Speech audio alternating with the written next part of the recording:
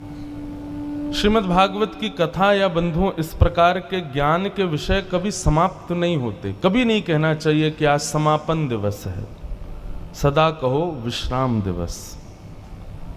समाप्त का मतलब अब कभी आएगा नहीं, और विश्राम का मतलब पुनर्उजागर होगा।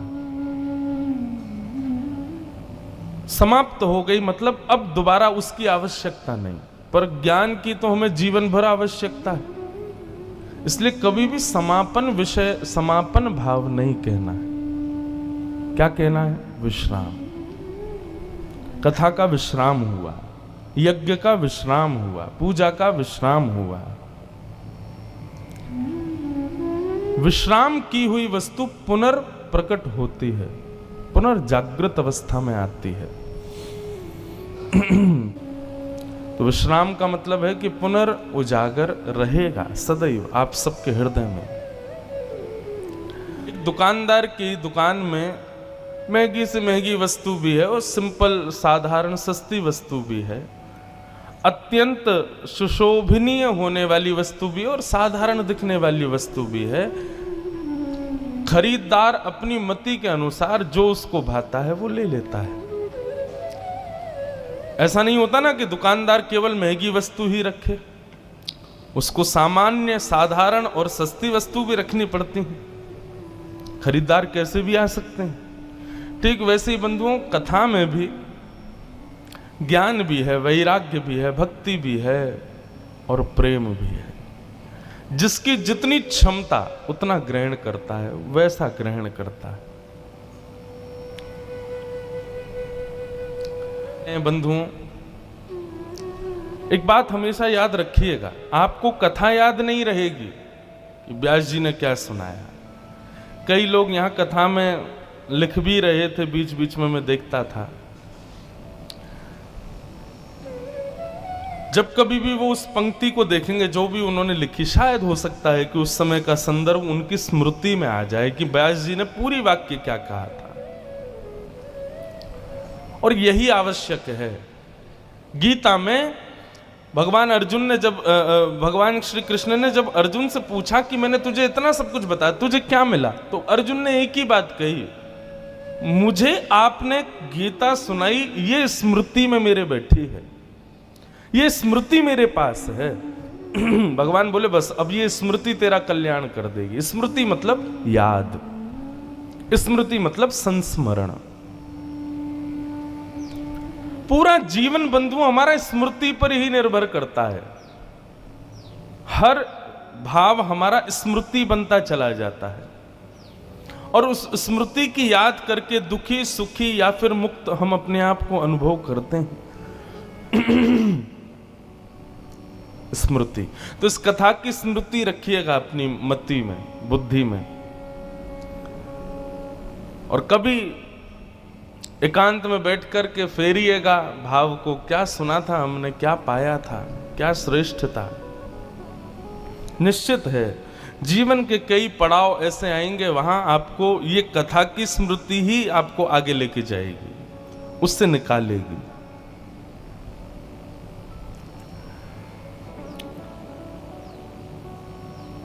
चला लक्ष्मी चलम प्राणम चलम जीवत यौवनम, चला चलेति संसारे धर्म एको ही निश्चला। संसार में हर वो वस्तु चलायमान है जिसको आप कभी नहीं चाहते कि ये मुझसे दूर जाए।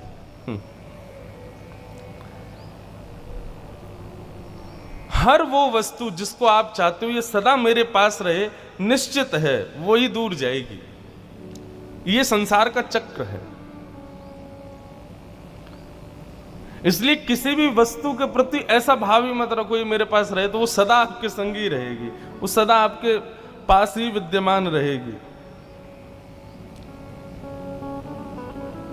लेकिन कौन कौन सी ऐसी वस्तुएं जिनको मानव चाहता है कि वो सदा उसके समीप रहें? चला लक्ष्मी, सबसे पहली बात, व्यक्ति चाहता है लक्ष्मी मुझसे कभी दूर ना जाए, लेकिन हो ही नहीं सकता। लक्ष्मी के चरण हैं, वो आई है तो जाने के लिए ही आई है। आप कितना भी प्रयास कर लो वो नहीं रुकेगी। चला लक्ष्मी,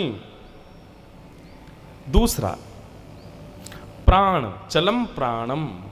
व्यक्ति कभी नहीं चाहता मेरे प्राण निकलें, लेकिन भाई तुम चाहे कितना भी सोना चांदी मोती पुष्टि चमनप्राश खा लो, चाहे कितना भी घर अपना हॉस्पिटल के पास बनवा लो, एक एम्बुलेंस घर में ही खड़ी कर लो, ऑक्सीजन कमरे में लगवा लो कि कभी इमरजेंसी पड़ जाए तो तुरंत यूज कर लेंगे।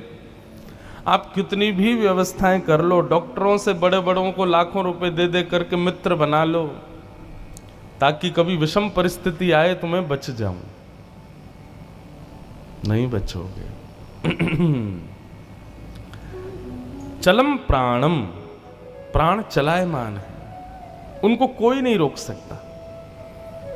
चला लक्ष्मी चलम प्राणम। गरुड़ पुराण में एक कथा आती है, जब घर में किसी का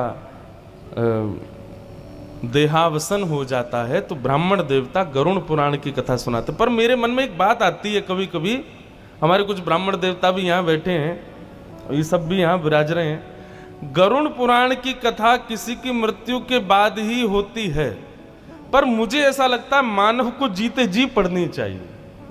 किसी की मृत्यु पर ही क्यों पढ़ सुनते हो उसको? अरे उसमें बहुत सारी ऐसी बातें हैं जो मानव को सीखनी चाहिए। तो किसी की मृत्यु के बाद में ब्राह्मण देवता जो संस्कार कराते हैं वो घर आके गरुड़ पुराण सुनाते हैं। पर गरुड़ पुराण कभी सुनिएगा, आपको लगेगा अरे बताओ इसको हमने कहाँ के लिए रखा है किसी की मृत्यु के बाद, ये तो जीवन भर पढ़नी चाहिए। ऐसे ही है गरुड़ पुराण। तो गरुड़ पुराण में कथा आती है कि एक तोता पेड़ के ऊपर बैठा था और यमराज जी नीचे से जा रहे थे। तोते को देख करके यमराज जी हंस गए। कोई और हंसे तो बात समझ आवे, यमराज किसी को देख करके हंस जाए, पुलिस वाला किसी को देख करके मुस्कुरा जाए, तो निश्चित है कि डबल मीनिंग हो सकते हैं। जरूरी थोड़ी खुश होके ही हंस रहा हो। कई बार पिक्चरों में दिखाते हैं ना कि जब अरेस्ट करने पुलिस वाले आते हैं तो बड़े खुश होके आते हैं, और बताओ सेठ जी कैसे हो? बहुत बढ़िया साहब, कमाई धंधा बढ़िया चल रहा, चलो अब आप जेल की हवा खाओ। खुशी खुशी भी आते हैं। तो यमराज जी जब खुश हो गए, देख करके मुस्कुरा गए, तो तोते का बीपी हाई हो गया। ये मुझे देख के हंस क्यों रहे हैं? कोई और हंसे चलेगा, यमराज क्यों हंस रहा है? कहीं ऐसा तो नहीं मेरी मृत्यु होने वाली है? और इसी चिंता में तोता जो था वो व्याकुल हो गया। तोते के मित्र थे गरुड़ जी, भगवान के वाहन। एक दिन भगवान की सेवा से अवकाश लेकर के गरुड़ जी अपने मित्र तोते से मिलने गए। देखा तो तोता बिस्तर पर पड़ा था, बुखार चढ़ रहा है, चिंता में बैठा है। गरुड़ जी बोले क्या हो गया भैया, तू इतना चिंतित क्यों दिख रहा है? तोता बोला कि वो कल मैं बैठा था डाल पे, बहुत ठंडी हवा चल रही थी, बड़ा प्रसन्न था, इतना सुख था मेरे जीवन में, लेकिन एक हंसी ने संपूर्ण सुख को दुख में बदल दिया। बोले हंसी ने? बोले हाँ, मैं डाल पर बैठा था, यमराज जी मुझको देख के हंस गए। भैया मुझे बहुत भय लग रहा है, यमराज हंस रहा है, इसका मतलब मेरी मृत्यु आने वाली है। आप जाके यमराज जी से कह दो ना, आपकी तो बड़ी पहुंच है, उसको कह दो अभी मेरे बच्चे छोटे हैं, मेरी पत्नी मुझसे बहुत प्रेम करती है, मैं मर गया तो कैसे जिएंगे ये लोग? गरुड़ जी बोले अरे अरे चिंता मत कर, मैं भगवान का वाहन हूं, यमराज से मेरी बड़ी अच्छी मित्रता है, मैं उसको जाके अभी बोल दूंगा। लेकिन ऐसा भी तो हो सकता है कि मैं कहीं यमराज के पास गया, तेरी मृत्यु हो गई, तो एक काम, तेरा घर पता चल गया यमराज को, इसलिए मैं तुझे कहीं और पहुंचा देता हूं, वहां यमराज नहीं आएगा। और गरुड़ जी तोते को लेकर 7 समुद्र पार, एक समुद्र के बीच में टापू था, वहां एक गुफा थी, उसमें छोड़ा है। यहीं बैठना, यहां यमराज के पिताजी भी नहीं आ पाएंगे, इतने गोपनीय स्थान है, तू यहीं बैठ, मैं जाता हूं यमराज जी के पास। तोता बड़ा खुश, जय हो मेरे मित्र गरुड़ जी, आप जाके यमराज जी को बोल दो मुझे मारे नहीं। गरुड़ जी पहुंचे यमलोक, यमराज जी के पास। यमराज जी ने स्वागत किया, आइए गरुड़ देवता पधारिए, कैसे आना हुआ? बोले बातें सब बाद में, हमारी बात सुनो। तुम भाई पूरी दुनिया को मारो, सबका ठेका तुम्हारे पास, लेकिन हमारे यार दोस्त मित्रों को तो छोड़ दो। यमराज बोला आपका मित्र कौन, कहां, कैसे, क्या है, बता दीजिए, नहीं मारूंगा। बोले बाकियों की बाद में बताऊंगा, लेकिन अभी एक के ऊपर संकट है। आप कल एक वन में गए थे, डाल पर एक तोता बैठा था, उसको देख के आप हंस क्यों रहे थे? पहले ये बताओ। वो मेरा मित्र है, उसकी मृत्यु होने वाली थी, आप इसीलिए हंस रहे थे ना। लेकिन आप उसको मारिएगा नहीं, मैं उसको 7 समुद्र पार छोड़ आया हूं गुफा के भीतर, आप उसको मत मारना। यमराज जिस सर पे हाथ धर के बैठ गए, बोले आप छोड़ आए क्या उसको 7 समुद्र पार गुफा में? बोले हाँ, मैं छोड़ के आया ताकि वहां सुरक्षित रहेगा। बोले मैं इसीलिए तो हंस रहा था कि ये यहां बैठा है और कुछ घंटे बाद 7 समुद्र पार एक टापू में गुफा में बिल्ली का भोजन ये बनेगा, बिल्ली इसको खाएगी। मैं यही सोच के तो हंस रहा था कि ये 7 समुद्र पार पहुंचेगा कैसे। यहाँ ठंडी ठंडी हवा खा रहा है, इतना आनंद ले रहा है, और कुछ घंटों बाद इसको बिल्ली के पेट में पहुंच जाना है, 7 समुद्र पार कैसे पहुंचेगा? गरुण जी बोले सच में वहां बिल्ली खा गई क्या? बोले हाँ, अब तो वो आने वाला होगा, समय हो गया उसका मरने का। गरुण जी पहुंचे तो देखा तोते के बेचारे के पंख पड़े थे और बिल्ली उसका भोग लगा गई। मृत्यु कब, कहां, कैसे, किस योजना से होने वाली है आप नहीं जानते। लोग अपना ट्रिप बनाते हैं, 3 साल से बन रहा है महाराज, नहीं जा पा रहे, नहीं, 3 साल बाद चले गए और उसी ट्रिप पे ही मृत्यु हो गई। 3 साल से इसलिए नहीं जा पा रहे थे क्योंकि उसी ट्रिप पे ही मृत्यु होनी थी। सब पूर्व डिसाइडेड है। तो लक्ष्मी जिसको व्यक्ति कभी नहीं चाहता मुझसे दूर जाए, चली जाएगी। दूसरा मृत्यु, जो कभी नहीं चाहता व्यक्ति कि मुझे कभी आवे, आ जाएगी। चला लक्ष्मी चलम प्राणम, और तीसरी वस्तु जिसको मानव कभी अपने से दूर नहीं करना चाहता, उसकी युवावस्था। चलम जीवत यौवनम। अपनी युवावस्था में सबको लगता है कि मैं ऐसे ही रहूं, इतना ही रहूं, कभी इससे आगे ना बढ़ूं। जैसे जैसे 28-29 के बाद के जन्मदिन आते हैं ना, तो कोई विश करता है तो फिर बड़े पंच लगते हैं। वैसे मेरी तो अभी इतनी उम्र नहीं हुई, लेकिन मुझे पता है 30 के बाद में आपका जन्मदिन जब आता है तो आप भगवान से प्रार्थना यही करते हो कि मेरी उम्र ना पूछे, बस विश कर दे, हैप्पी बर्थडे। कितने साल के हो गए? बस तुम्हारे बराबर ही हैं, मैं तो 27 का हूं। हाँ तो बस थोड़े बहुत बड़े हैं। कितने हो? बस थोड़े बहुत दिन का अंतर है। कितने हो? 35 के हो गए, 40 के हो गए। जैसे जैसे दिन आगे बढ़ता है, हम युवावस्था को कभी छोड़ना नहीं चाहते, पर छूट जाएगी।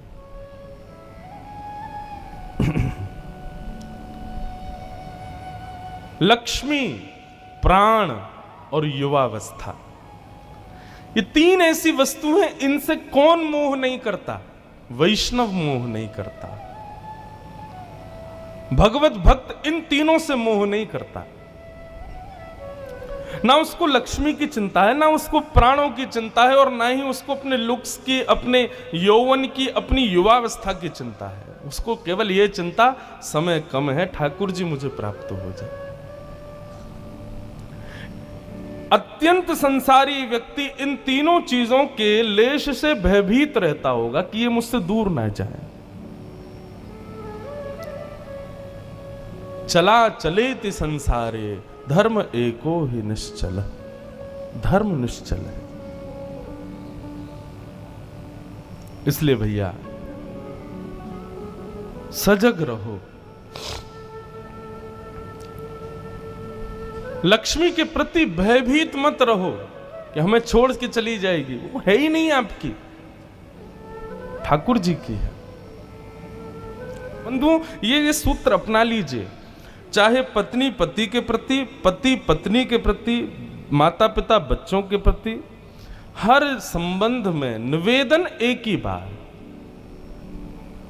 एक से अधिक निवेदन आप जैसे ही करने लग जाते हैं तो आप अपने स्वाभिमान से च्युत होने लग जाते हो। एक से अधिक नहीं।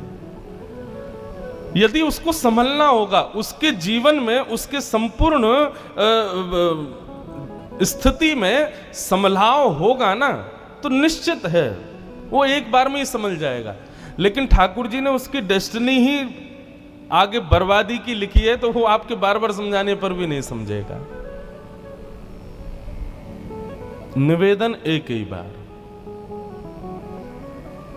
संसार सदैव आपसे प्रेम करेगा, आपके प्रति सद्भाव रखेगा, आपके प्रति समर्पित रहेगा, ऐसा नहीं है।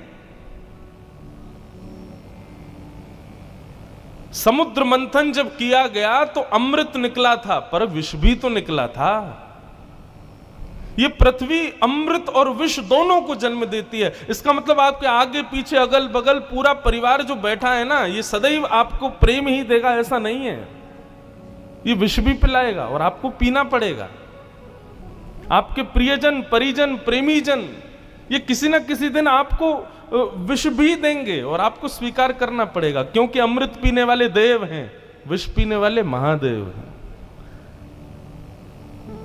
विष और अमृत क्या है संसार में? अमृत है सम्मान और विष है अपमान।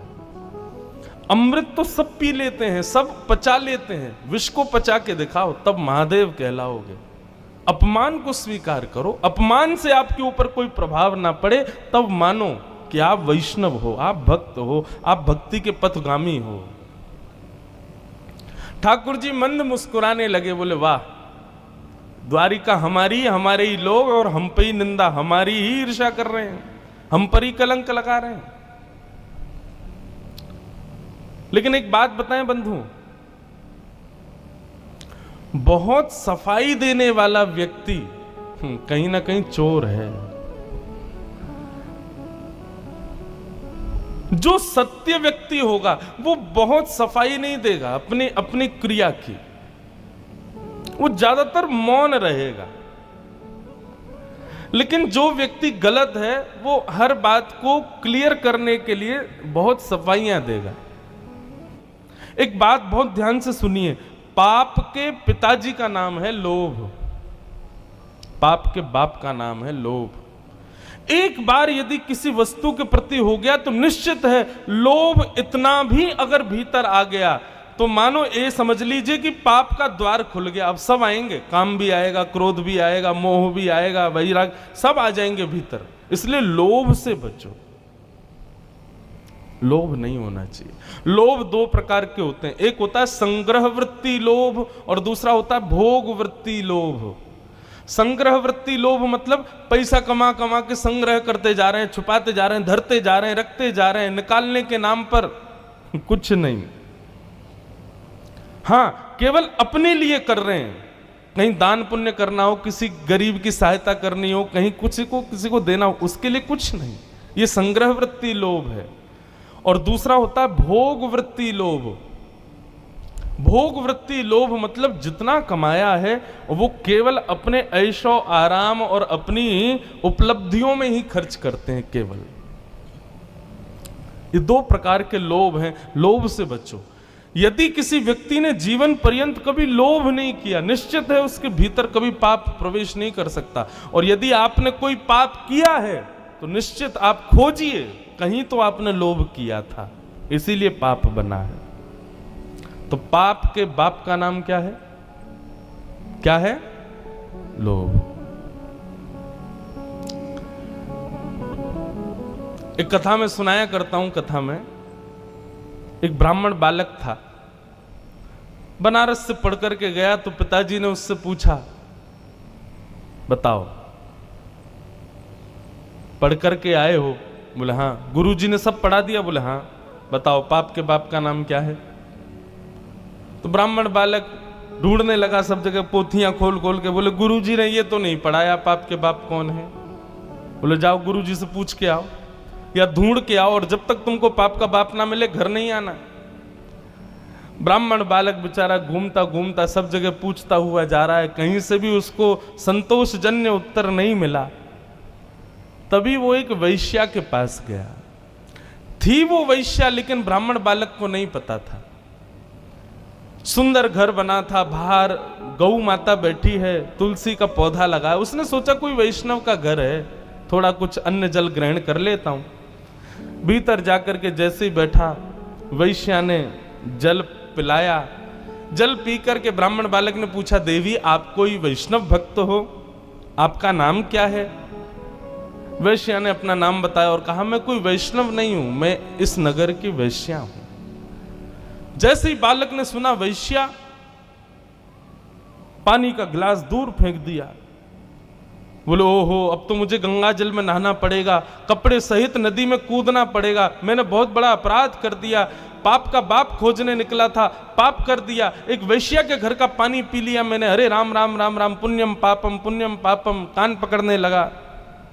जैसे ही जाने लगा वैश्या ने रोका, मन में सोचा पाप का बाप ढूंढने निकला है बालक, ज्यादा दूर नहीं जाने देते, हम ही मिलवा देते। पैर पकड़ लिए, बोले भगवान आप जैसे लोग भूले भटके मेरे घर आते हैं, ऐसे मत जाइए ना। 3 दिन से आप भूखे प्यासे घूम रहे हैं, पाप के बाप को खोज रहे हैं, क्या पता कितने दिन तक नहीं मिलेगा, 2-4 रोटी खा जाइए, कुछ प्रसाद पा लीजिए। ब्राह्मण बोला तेरे घर का पानी पीने से मैं अपवित्र हो गया और तू कह रही है मेरे घर पे भोजन पा लो। महाराज आपको दक्षिणा में 5 सोने की मोहर दे दूंगी मैं, अगर आप मेरे यहां का प्रसाद पाओगे तो। बालक ने मन में विचार किया है तो वैश्या, अब पाप तो हो ही गया है, जनेऊ तो बदलना ही है, नदी में स्नान तो करना ही है, प्रायश्चित्त तो करना ही है, तो फिर एक संग ही कर लेंगे। अब 3-4 दिन तक बाहर घूमेंगे, कुछ तो चाहिए, दक्षिणा मिल ही जाएगी। अच्छा ठीक है, लेकिन हम अपने आप बना के पाएंगे भोजन, तुम्हारे हाथ का नहीं पाएंगे। वैश्या बोली जो आज्ञा आप पाओ। रोटी बनाने के लिए बैठे तो वैश्या बोली मेरे घर पर आप आए और आप अपने हाथ से रोटी बना रहे हो, मुझसे देखा नहीं जा रहा है, मैं 5 की जगह 7 सोने की मोहर दे दूंगी, रोटी मुझे बनाने दो। हाथ धो करके बालक उठ गया, बोले लो बनाओ। वैश्या ने रोटी आदि बना करके थाली में रख करके सन्मुख पधरा दिया। बालक जैसे ही पाने के लिए बैठा, वैश्या ने हाथ पकड़ लिया, बोले मेरा मन होता है मैं अपने हाथ से आपको खिला दूं। बालक बोला भाग जाऊंगा, तुम्हारे हाथ का पाऊंगा मैं, तुम्हारे हाथ से खाऊंगा। 15 सोने की मोहर दे दूंगी मैं दक्षिणा में। बालक ने मुंह खोल लिया, लो खिलाओ। वैश्या ने कवल तो नीचे रखा और कहा महाराज अपने पिताजी को जाकर के कह दीजिएगा पाप के बाप का नाम है लोभ। बताइए आप मेरे घर का जल पीना पसंद करते हैं? कभी नहीं।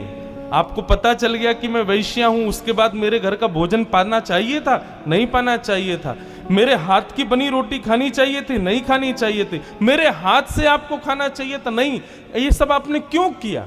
बोले तुम्हारी श्रद्धा। बोले श्रद्धा नहीं, झूठ मत बोलिए, सब दक्षिणा। महाराज पाप के बाप का नाम है लोभ। लोभ किसे कहते हैं? जितना प्राप्त हो उससे अति की कामना, इसको लोभ कहते हैं। पिताजी से जाकर के कह देना पाप के बाप का नाम लोभ है। ब्राह्मण बालक ने वैश्या के चरण पकड़ लिए, बोले धन्यवाद, आप तो मेरी गुरु हो, मैंने आपको किस रूप में देखा, पर आपने तो मेरे चक्षु खोल दिए। इसलिए भैया जीवन में पाप से बचना है, लोभ से बचो। यदि कभी आपसे कोई पाप हो जाए तो एक बार एकांत में बैठ के विचार करना कि मैंने कब लोभ किया था। आपको पता चल जाएगा कि आपने लोभ कब किया, क्योंकि बिना लोभ के कोई पाप होता ही नहीं है। लोभ से बचो। बंधुओं, गृहस्थाश्रम बहुत श्रेष्ठ होता है। भगवान नारद जी से कहते हैं, नारद कोई त्यागी मुझको भजे, कोई विरक्त मुझको भजे, मुझे उतना सुख नहीं मिलता, लेकिन परिवार वाला व्यक्ति जब मेरा स्मरण करता है ना, मुझे बहुत सुख मिलता है। परिवार वाला व्यक्ति अपने गृहस्थाश्रम को संभालता है, मुझे बहुत अच्छा लगता है। लेकिन कोई व्यक्ति गृहस्थाश्रम की महिमा को ना जान करके मेरे मंदिरों में घूम रहा है, मुझे वो बिल्कुल प्रिय नहीं। गृहस्थाश्रम एक प्रकार की तपस्या है बंधुओं, उसको सही तरीके से निर्वहन करो। मेरा मंतव्य आसक्ति से नहीं है, आसक्ति मत करो, पर संभालो उसको, बहुत व्यवस्थित तरीके से उसका निर्वहन करो। या तो आपको पहले ही विरक्त हो जाना था जब आपसे गृहस्थाश्रम नहीं संभल रहा, तो लेकिन गृहस्थाश्रम में आए हो तो उसको दायित्व दीजिए, उसको सम्मान दीजिए। गृहस्थाश्रम संभालना चाहिए। बंधुओं, मैं आपसे एक बात बहुत श्रेष्ठता से कह दूं, कोई मन में कोई और भाव ना रख करके, यदि कोई व्यक्ति ज्यादा नाम जप ना भी करे, कोई ज्यादा पूजन आदि ना भी करे, लेकिन अपने गृहस्थाश्रम का सही तरीके से धर्म के पथ पर चल करके निर्वहन करे, उस व्यक्ति का गृहस्थाश्रम निर्वहन ही उसका कल्याण करेगा। संभालिए। गृहस्थाश्रम में एक नियम होना चाहिए। क्या? कितना भी बड़ा विवाद हो जाए, सूर्यास्त के बाद वो विवाद शांत होना चाहिए। पति पत्नी का हो, परिवार का हो, कितना भी भयावह विवाद हो, उसको सूर्यास्त से पहले पहले निपटाने का प्रयास कीजिए। यदि आपने सूर्यास्त के बाद का समय दिया और लंबे समय तक उस भाव को नष्ट नहीं किया, तो वो एक घाव की तरह, एक भयभीत घाव की तरह सदा सदा सर्वदा के लिए बना रहेगा, कभी नष्ट नहीं हो पाएगा। गृहस्थाश्रम में शंका होना, आपके ऊपर अविश्वास होना, ये होता ही है। ठाकुर जी के संग भी हुआ है। इसलिए क्या करना है? केवल कुछ नहीं, प्रसन्न होकर के सुलझाते हुए अपने व्यवस्थित उस गृहस्थाश्रम को जीजिए, परेशान मत हो। ठाकुर जी कहेंगे आजकल, अब ठाकुर जी तो नहीं, मैं ऐसा कहता हूं, आजकल लोग गृहस्थाश्रम में जरा सी नोक झोंक होती है तो महाराज बहुत विवाद हो जाते हैं और कहां तक बात पहुंच जाती है, सब खत्म हो जाता है। नहीं, गृहस्थाश्रम आश्रम कहा गया है उसको, मतलब वह भी एक बहुत बड़ा दायित्व है, उसको बहुत संभल करके उसका निर्वहन करना चाहिए। ठाकुर जी प्रसन्न होते हैं उससे।